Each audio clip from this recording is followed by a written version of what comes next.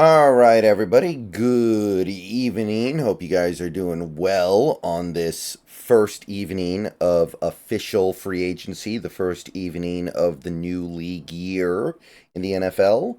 And we have ourselves a little bit of information. Not as much as we need.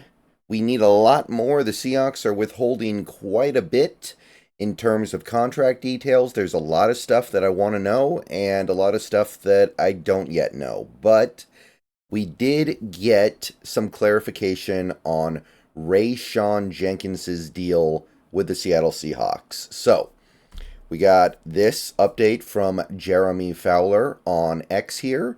Rayshawn Jenkins' deal with Seattle is $12 million over 2 seasons, with 6.6 million in year one. Now that's not the cap hit, I don't think. So it's not going to be a front-loaded contract. Those are pretty rare in the NFL these days. So that's not the actual. We don't know what the cap hit is yet, but the numbers that we do have are 2 years, 12 million. And Condota, quote, retweeted this and speculated that since it's basically the Julian Love contract from last year, it may be structured the same way. 4 million the first year, 8 million the second year, with probably a relatively easy out after 1 year if you don't like what you see. So the 2 years, 12 million very likely going to potentially be a 1 year, 6 million with a $2 million void year. Basically, it just depends on if he plays good in 2024. So that seems pretty reasonable to me. It seems okay. I don't think it's great. I heard earlier today that it might be 2 years, 9 million. That would have been something that would have actually gotten me kind of, ecstatic. That is something that would have felt like a really good deal.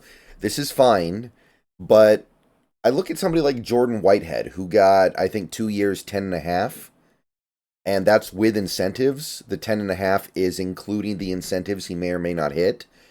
And again, I'm going to stress this. I don't know a ton about Rayshawn Jenkins' game. I have looked into it a little bit over the last several hours. It seems like he is pretty good. It seems like that he brings a lot to the table as a zone safety. And it seems like a lot of people involved with rooting for that Jacksonville Jaguars team did not like the decision to cut him. So I have no doubt we're getting a good player that is likely going to be worth 12 million over 2 years.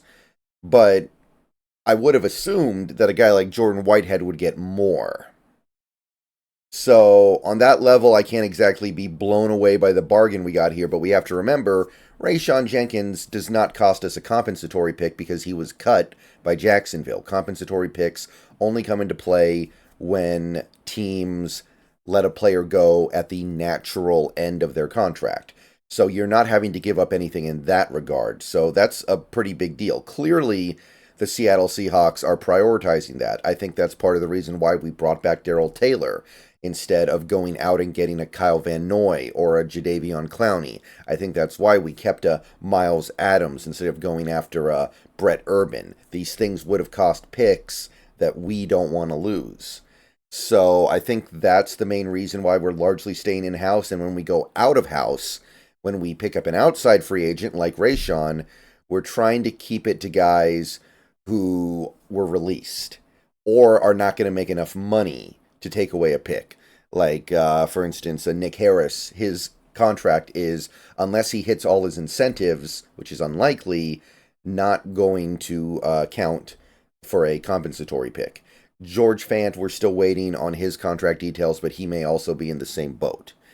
So that's Rayshawn Jenkins. It's going to be nice going to war next year with a safety tandem of Julian Love and Rayshawn Jenkins. Two players that are not elite, but they are versatile. They can play both roles. They can play free. They can play in the box. Both guys bring a lot of ability to swap back and forth to the table, I think. I do think Love is probably slightly better as a strong and Rayshawn slightly better as a free, but both guys can do multiple things. This is not a Diggs-Adams situation where Diggs is a pure free, Adams is a pure box safety. This is something more in tune with the Fangio defense. This is something more in tune with what Mike McDonald is probably going to do. So I like that part of it. And when you consider the fact that Love's cap hit for this year is about $8 million and Jenkins is probably going to be about $4 million, that's a $12 million cap hit on your two starting safeties. Compare that to the cap hit we've had the last couple of years for our two starting safeties. And it would not surprise me at all if we got better production out of these safeties in 2024 than we did out of those two safeties in 2023. Now, I don't know if we're done at safety because you take a look at what we're likely to do on defense. There could be a lot of three safety stuff, and there could be a heavy priority on having a big nickel. So you might see a third quote-unquote safety be brought in here that is better than what we have, because I'll put it to you this way. I'm not going to take it on faith that anybody that we have on this team can be that safety. I know everyone's talking about Kobe Bryant moving to safety. Maybe so, but I don't think we've seen enough evidence that he can do it. Now, I haven't seen a lot of evidence that says he can't do it, but it's purely speculative. We don't even know if the team is considering that possibility. I will say I do think that it's likely one of our corners will be tried at safety because we have too many. You might see something like Devin Witherspoon get used in the Kyle Hamilton role where he's lining up all over the place, and that includes a lot of safety. Maybe we try somebody like a Trey Brown at safety or a Mike Jackson at safety, or Artie Burns moves to safety. It seems to me something like that might happen, but there's another way that can go. One of those players could just be on the way out. Maybe we're planning on trading Kobe Bryant. Maybe we're planning on trading Trey Brown. It's possible. And that's why we kept Jackson and Burns.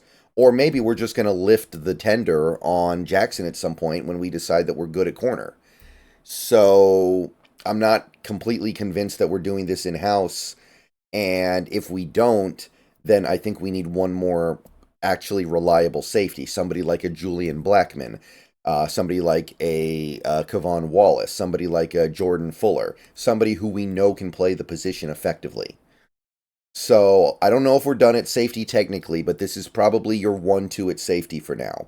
Love and Jenkins. And we're spending a normal amount of money at safety, which feels great. Alright, so that's just the update that I have. We still don't know about Fant's money. We don't know about Taylor's money. We don't know about, we still don't know the structure of the contracts on Fant or Leonard Williams. That's relevant information. We don't even know about the Lockett restructure. Feels like the team is holding out on us, and I actually asked earlier today on X, why are they withholding so much information? This stuff isn't supposed to be secret. There's no reason to keep this stuff secret, is there? So, I don't know what's going on, but as of right now, this is what we've got to work with. Jenkins, 2 years, $12 million.